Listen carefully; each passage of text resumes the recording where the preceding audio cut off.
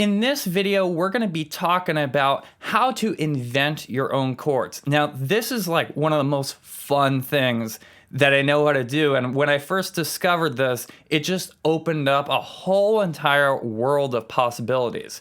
So let's just jump right into it. So if you see here on the fretboard that we got going on here, some of you might recognize this chord shape. So this is actually just your basic open C chord that like literally everyone learns probably after, the first guitar lesson. So the way that we're going to invent our own chords is we're basically going to take chords that we already know sound good, and we're going to see how we can modify them to sort of suit our own tastes and just like make them sound more sophisticated. So the way that we're going to do this is super duper easy too on top of that, because all we're going to be doing is literally changing one note at a time. That's it. We're just going to go through and change one note at a time in all these different chords that we're going to talk about in this video. So here's your open C chord. What you need to know, however, to inform yourself about what notes to change is you want to know what key we're in. So let's just say we're in the key of C major since this is a C chord. Okay, so we could actually just sort of randomly move notes up a fret or up 2 frets. That's what we're going to be doing, is moving notes either up or down 1 or 2 frets. Now, again, if you know what key we're in, it makes it easier to tell, okay, should I move it up 1 fret or should I move it up 2 frets? Because you want to stick within the key you're in, sort of. So let me show you, this is a cool version of this chord that I like. So if we take this C note that's on the 2nd string, we just move it up 2 frets. And we can play that with our pinky now, and we get this chord. So that C note was the root in the chord, and we actually moved it up 2 frets to a D, which is the 9th of the chord, or some people call it the 2nd. To me, they're pretty much interchangeable. So there we go. We just invented a chord. It's very similar, and you can actually sort of substitute it for that C chord before. But anyway, let's keep going. Let's actually just move it back and let's see what happens whenever we just change one note at a time. Sometimes we could, completely change the chord and have 2 or 3 notes change, but let's just kind of undo our change first and see what else we could do. So let's see what happens if we move this G up 2 frets to an A. So that G was actually the 5th of the chord. And now we moved it up 2 frets to the 6th of the chord. So we could actually call this a C6 chord. Very, very beautiful and luscious sounding chord. Really, really like this one.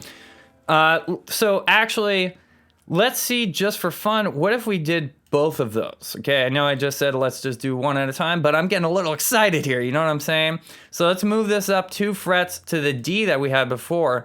What happens if we see if we can play that chord with the C, E, A, D, and then another E? Ooh, that's a nice chord. So now all of a sudden, look, we've been going for maybe 1 minute, 2 minutes, and now all of a sudden, we just got a chord that sounds way cooler than the chord we started with. And we just kind of invented it ourselves. So let's reset back to the C chord. There's going to be a few other possibilities here. What happens if we move this E up 1 fret to F? This might sound cool. I don't know. Let's see what happens. Ooh. That is a very cool sonic chord. Now, I will say that this chord in particular, you could sort of use it as a replacement for a C, especially if you sort of switch back and forth really quick.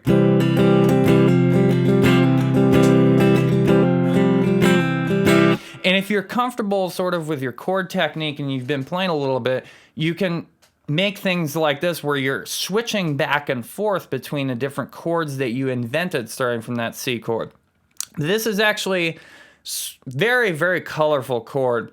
that F is the fourth of the chord. And that's usually actually a not super common to hear on a major chord.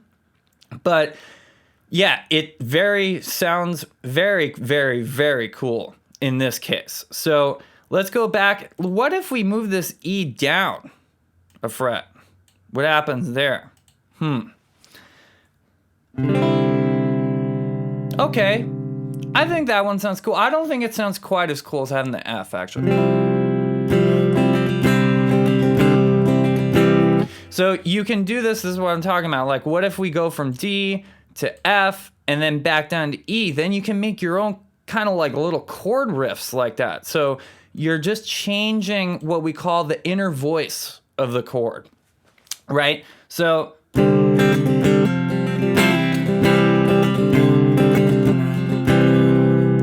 and this just sounds a lot more sophisticated than just saying, hey, this song has a C chord, so I'm just gonna do this. So there's one more actually I wanna show you that sounds really cool. Is really easy actually. If we just get rid of the C and move it down a fret to B, to the open string. So that's just a C major 7 chord. We replace that C, which is the root, with B, which is the major 7. So let's go to a different chord here. We're gonna actually start with what's called an F major 7 now. So changing gears a little bit. Some of you may know this chord, some of you may not know this chord.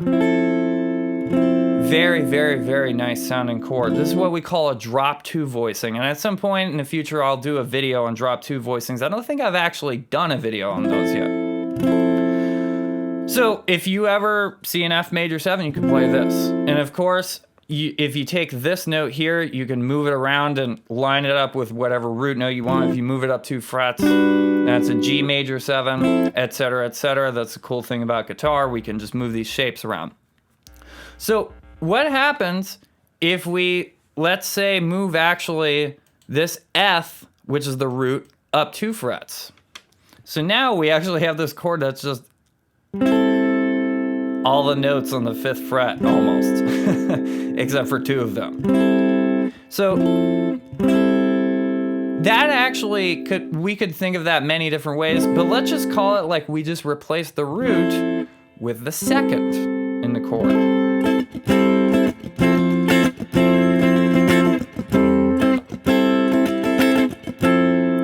That sounds really cool if you just alternate back and forth between those two. So here's another one that I like a lot. This one's really cool. If we replace this A, which is the 3rd of the chord, move it down 2 frets to a G. This is like one of my favorite chords. Ooh.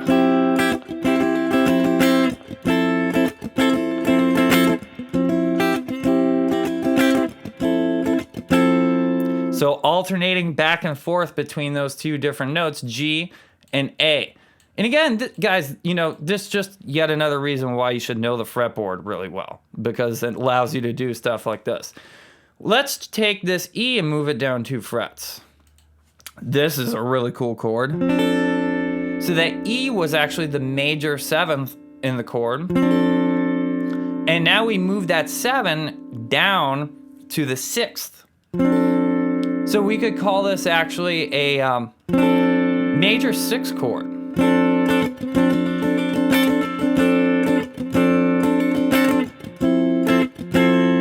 So now what if we move both of those notes down? So the E down and then move the A down.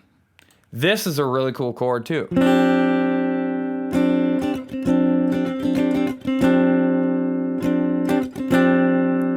I'm not even gonna name them, because you should just think about the sound, okay? Do I like the sound of this or not? I like the sound of it. But it is an F chord, and we got rid of the 3rd, replace it with the 2nd. We got rid of the 7th and replace it with the 6th. I don't want to get super theoretical on you guys in this video, okay? I just want to get you in this mindset of, hey, whatever chords I know, I can mess around with them and see what different combinations I could come up with. and invent my own chords. Oh, check this one out. Look, we'll move both of these notes down and then move this note up. Ooh.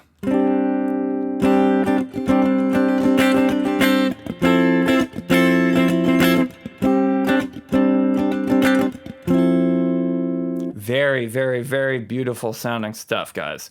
Okay, so let's just do one more and we'll wrap this video up. So we're actually going to go all the way over here on the 12th fret. We're gonna play a minor 7 chord now. So this is actually a D minor 7 chord. Very, very, very, very, very nice sounding chord. So let's see all the different possibilities that we can come up with for this chord.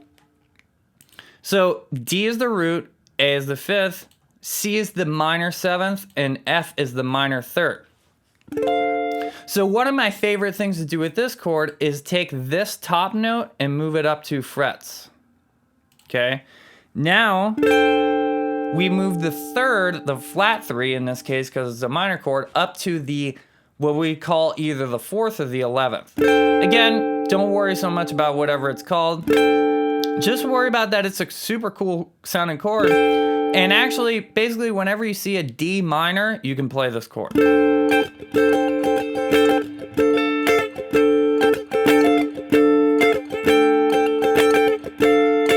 So what if we take that note and we actually like, move it down a fret?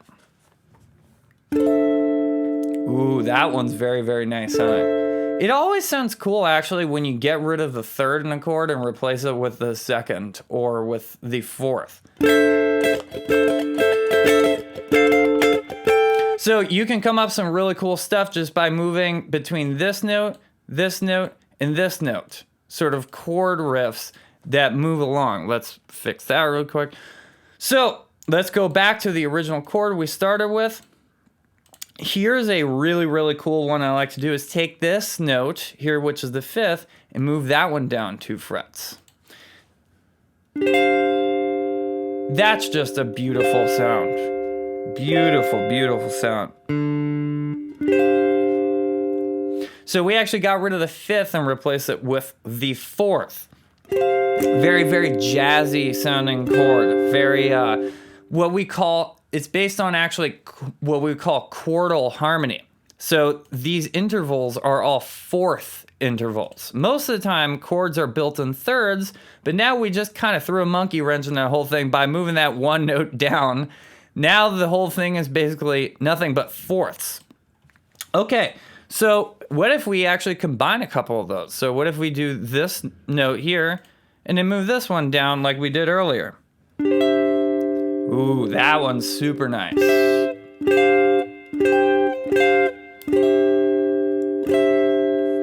Again, guys, I just never get over how freaking cool this stuff is. That you can take a chord and just change one note and it completely changes like the whole entire character and vibe of the chord. So if you're not doing this, like, how are you even having fun playing guitar if all you're doing is just memorizing basic chords and not like being creative with them?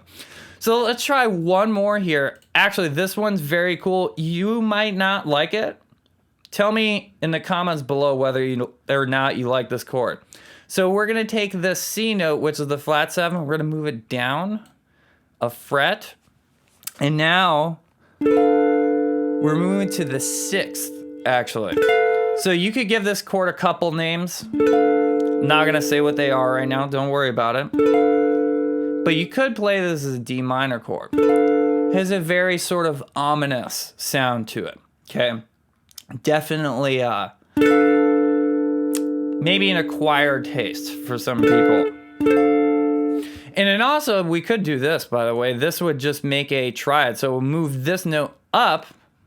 And now this is basically just a D minor triad. We have a doubled D note in there.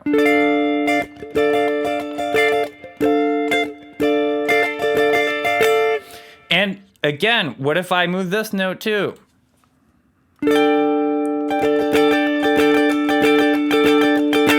That sounds pretty cool. Usually, I'm not a super big fan of doubling notes. Sometimes I'll do it, but it can work. But sometimes it just sounds like a little bit, I don't know, redundant because you have a note that's double. Okay, everybody. So I really hope that that helped you. If you have any questions, let me know in the comments. And until next time, listen, learn, and jam.